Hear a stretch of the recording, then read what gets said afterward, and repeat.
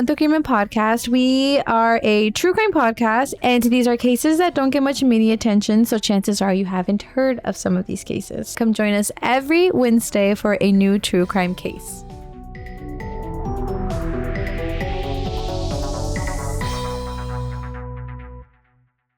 Hey everyone. Hola todos. This is Shahida. And this is Stephanie, and welcome back to another episode of Cuento Crimen podcast. We are here live on the segment of How I Almost Got Kidnapped. So welcome back to another video. Thank you all so much for the constant support that y'all are showing. We definitely appreciate every single one of y'all. Mm-hmm. So today we actually have two submissions from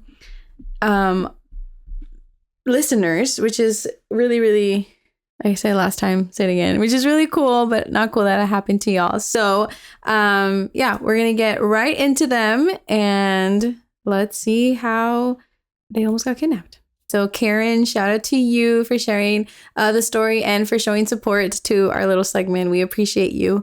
So let's just get right into the story. So, she starts by saying that, actually, no, I'm going to read off. I'm going to make my point of view. Okay. So it goes. I was in 7th grade, around 12 to 13 years old, in computer class when we got the news that yesterday a girl walking home had gotten raped. They sent home letters to give to our parents and a description of the guy. The school had told the students to walk home in groups and to not go towards strangers if they caught you. A few days passed and I used to walk with some friends to go home, but as always, there comes a point where you have to part ways.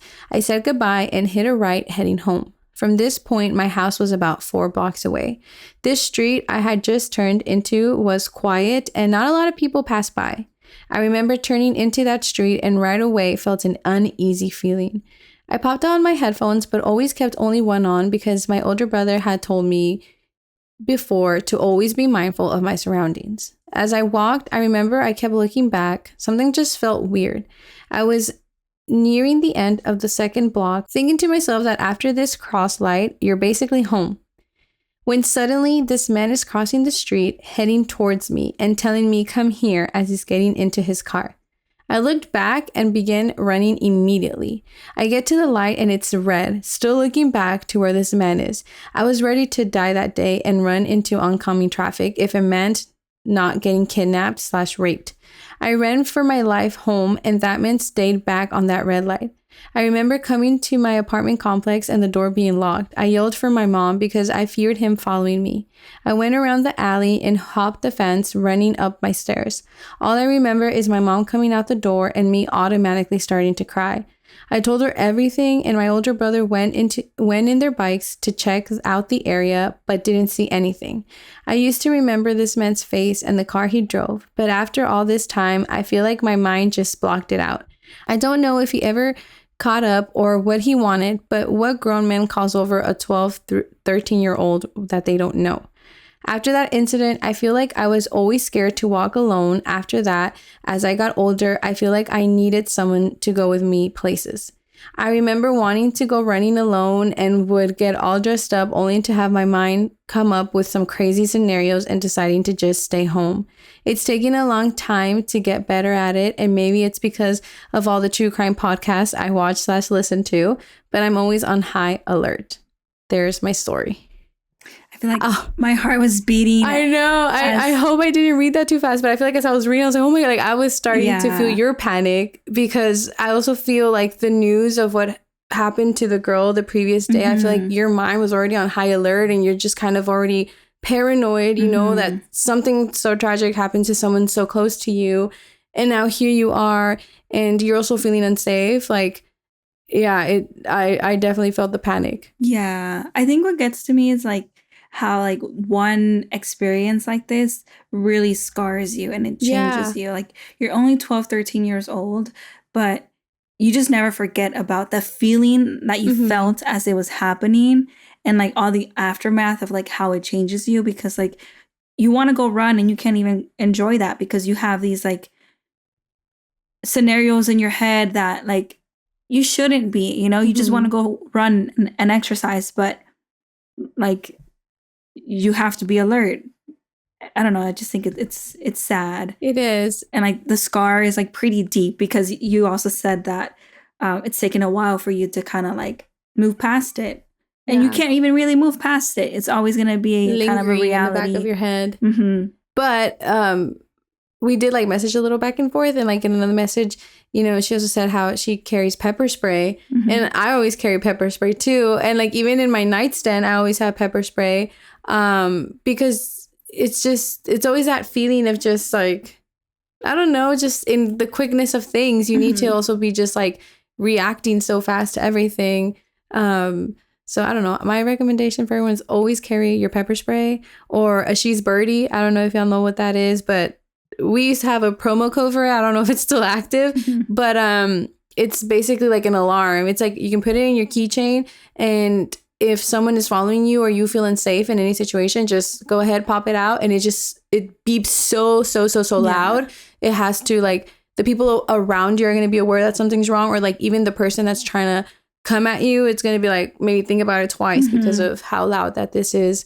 But yeah, but all in all, Karen, we are so sorry to hear that this happened to you. Like, yeah, it sucks, you know, so young, 12 to 13, but it is so true. Like, what grown man is trying to approach a young girl that you do not know? Like, don't do that. Just don't. But I'm glad you're okay. I'm glad you made it back home safe and sound. And I'm glad that things are getting better for you. And I'm also really glad that like you are on alert. And I feel like a lot of true crime podcasts and shows, I feel like, are teaching us to like just certain red flags to look out for and how to be more aware of surroundings and how to be more safe about it. So yeah. Karen, thank you so much for sharing your story and for your support. We appreciate it. Yeah. Thank you so much. This next story is from another listener. And she also gave us her permission to give her first name, Kathy. They both started with K's. Yeah. Okay. So the story goes, I wanted to share a story that my mom talks about all the time of when my sister almost got kidnapped. My mom said one day in East LA in the 80s, they were at a panaderia. She was a 20-year-old single mom. And so my mom, grandma, and aunt is grouchy and in her 40s and at the time going through menopause. My two sisters, 3-year-old and 4-year-old. My mom said my aunt did not go all the way in the bakery because she was hot and she did not want to go in, so she stayed at the doorway. My sister, who was 4, stayed close to my mom and grandma picking bread with her, when all of a sudden my mom asked for my other sister, the 3-year-old, and no one knew where she was. She kept calling for her and there was no response. My mom and grandma were yelling crazy for my sister that it got everyone's attention. My aunt said, and I quote, "She did not leave the store because I've been standing here the whole time, so she's in the bakery," end quote. And the bakery was small, so there wasn't it seems like there wasn't much to look for. And the bakery was small. And so the baker came out from the back and said, "No one's been back there. And he's the only one back there. And there is an exit there. The child still has to be in the bakery. So they check everywhere, the bins, the trash cans, even the oven. And there's no sight of my sister." My aunt said, and I quote, "No one leaves this bakery until we find her," end quote. My mom said it was fast, but it lasted about 30 minutes. Until all of a sudden, she hears a loud screaming coming from a bookshelf. In the bottom, there were 2 doors. It's like a bookshelf was holding like the penny saver, La Opinion, and etc. And I did ask, like in the following questions, like what kind of bookshelf was it? I think it seems like the bread is up like in the cabinets and like there's maybe like a bookshelf under, and like there is. I think she said there is no doors. Like it wasn't like a door like for the cabinet. It was something maybe, but it was like, it was a cabinet or a drawer, but there was no door, but there was something blocking it. Just like the shelf. Yeah, something like that. And so my mom said my sister popped out of there hysterical.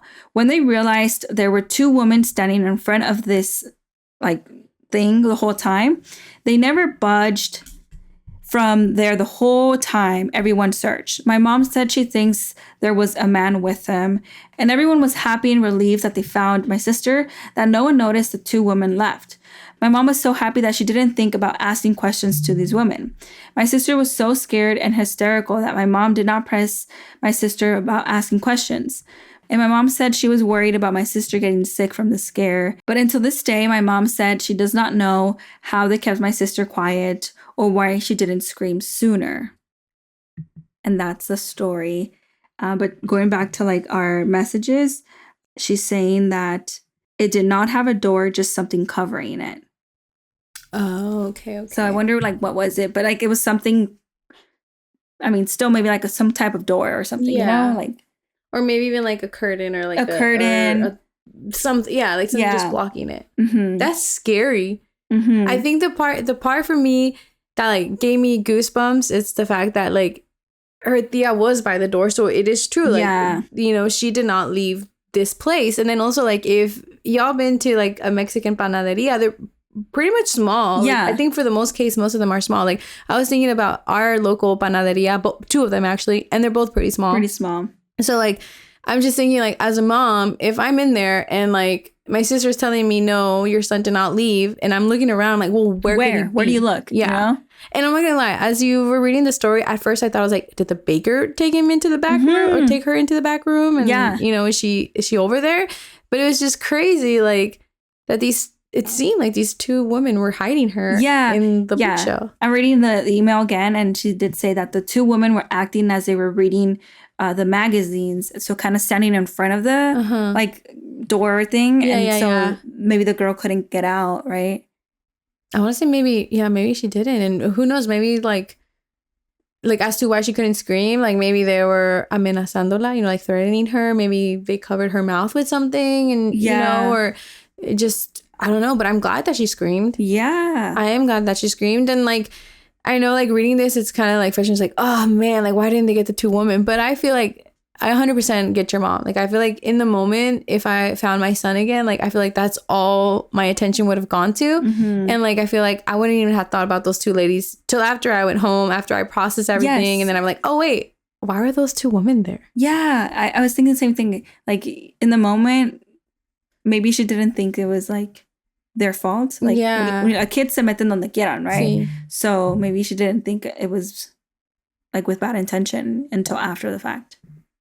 But I mean, if they were screaming her name or like yelling for her, I feel like she was probably like, oh shoot, it's my time to come out. You know, mom was mad. Like, let me go talk to her. But kids are like, sometimes they think it's a game, right? Hide and seek. Yes. No, yeah, they do.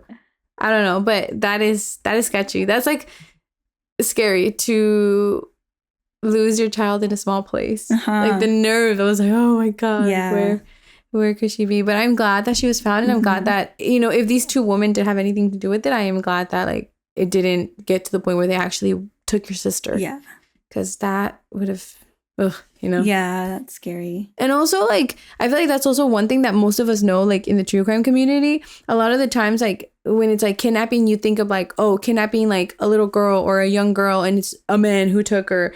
But in reality, like boys get taken just as much as girls, you know. And also, well, actually, I don't know the statistics, but like it happens to men too, you know. Yeah. And also, like, I feel like it's also more common that like it's a woman that lures you in. Yeah, I feel like I've in more stories. A lot of cases. It's like usually like the woman, you know, she's very pretty and she's like, because I feel like it's more likely that you're gonna trust a woman versus trusting a man. So, but I'm sure here in the crime community, we pretty much know that. Yeah. So just basically, don't trust a stranger. Don't get in a car. Don't take any food that's given to you, especially a drink.